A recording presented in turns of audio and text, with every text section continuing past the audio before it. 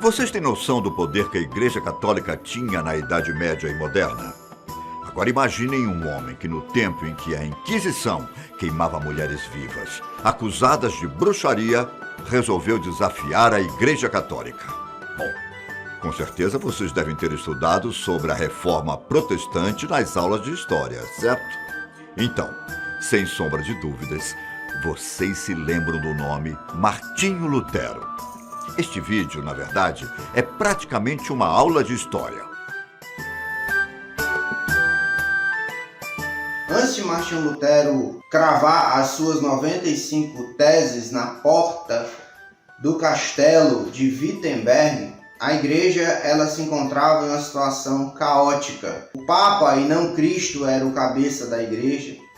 Existia muita corrupção na igreja católica. Os sacerdotes católicos estavam vivendo em opulência, em embriaguez, em glutonaria. A corrupção também para arrecadar fundos para construir a Catedral de São Pedro. Vendedores itinerantes do catolicismo romano, como John Texon, enganavam as pessoas para arrecadar dinheiro, dizendo que as pessoas poderiam, com a venda de indulgências, se elas comprassem a indulgência, elas teriam um terreno no céu. A palavra de Deus ela não era suficiente, pois a revelação do Papa tinha o mesmo peso das Escrituras em alguns contextos.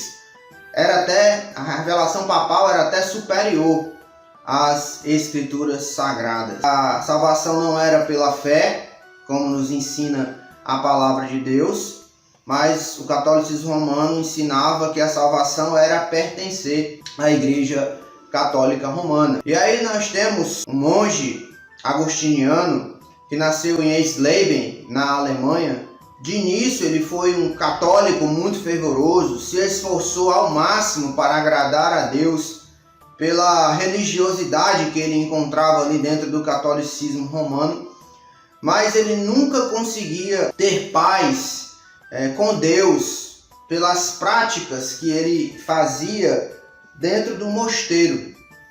E uma vez, no meio de um temporal onde ele quase morre por causa dos trovões e dos relâmpagos que caíram, ele ficou muito abalado e, ao estudar as Escrituras, ele entendeu que a salvação era somente pela fé, onde o justo ele viverá pela fé somente.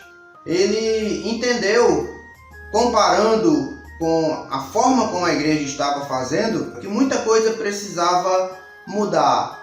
Então Martinho Lutero ele fez uma viagem para Roma e ele ficou muito entristecido e chocado nesta viagem pela a forma que os líderes da Igreja Católica Romana se comportavam. Ele viu muita coisa errada, ele viu muita embriaguez, muita opulência,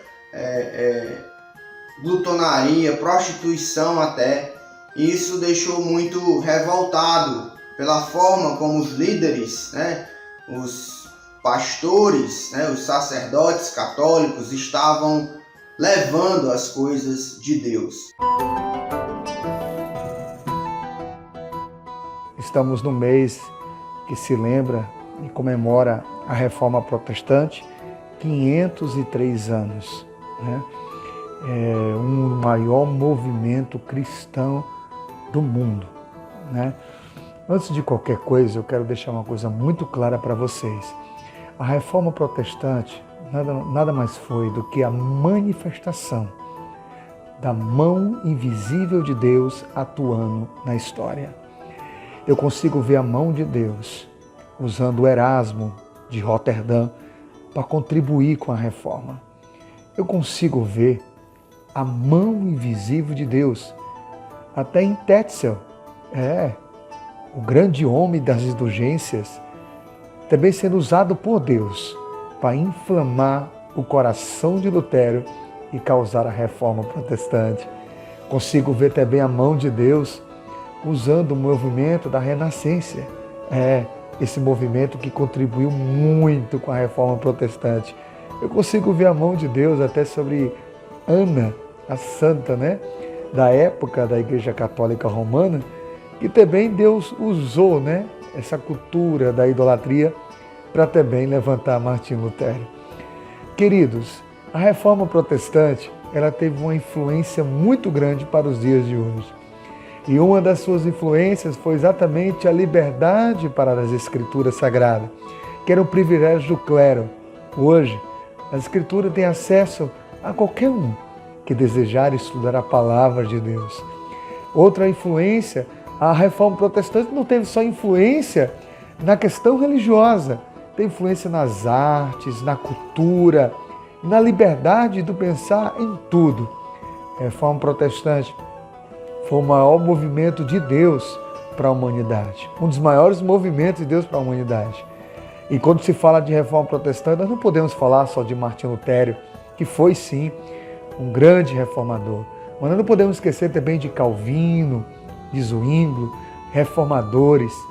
Então a Reforma Protestante, ela precisa ser vista e relembrada sempre quando for preciso.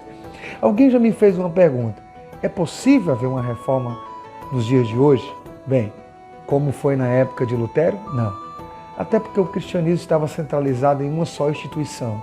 Hoje tem várias instituições e cada uma pensa como quer.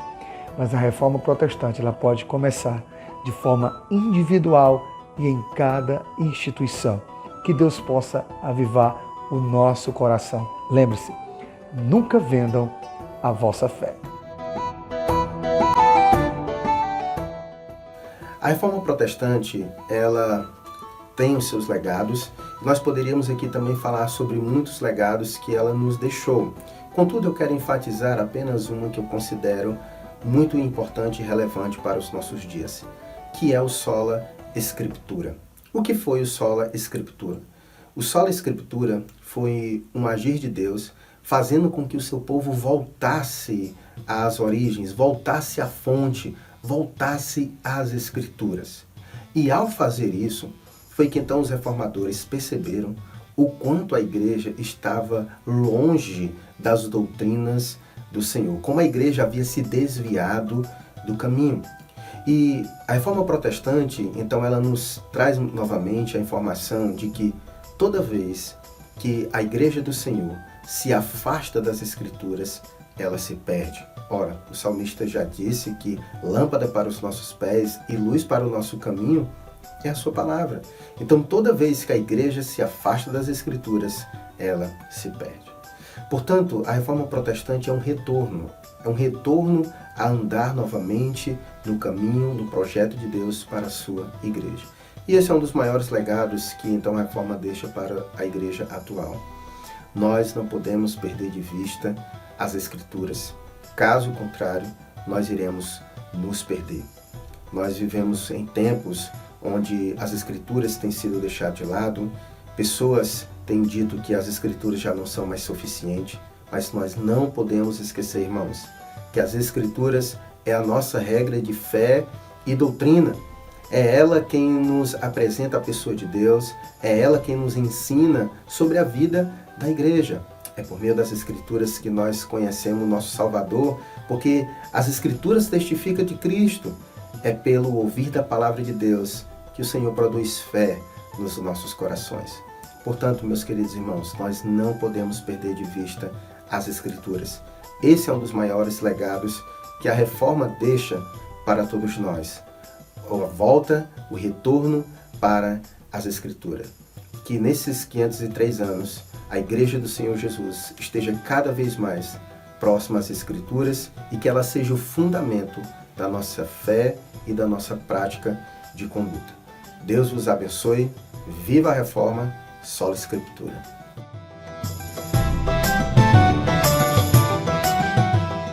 A importância da Reforma Protestante para o cristianismo tem como ponto central o retorno ao ensino das Escrituras. Todos os reformadores eles foram unânimes nesse ponto.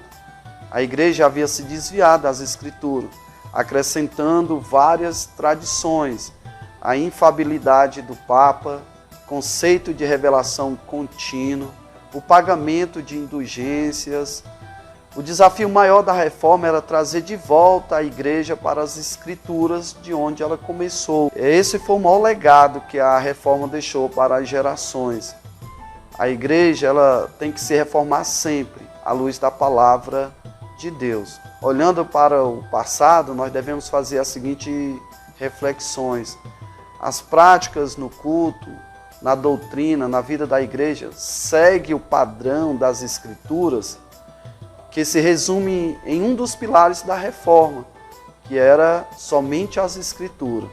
Trazer de volta a suficiência das escrituras, esse foi o maior desafio dos reformadores e esse também é o maior desafio dos reformadores atuais, né? São os líderes que estão empenhados em trazer a sua denominação, o seu rebanho, de volta à palavra de Deus.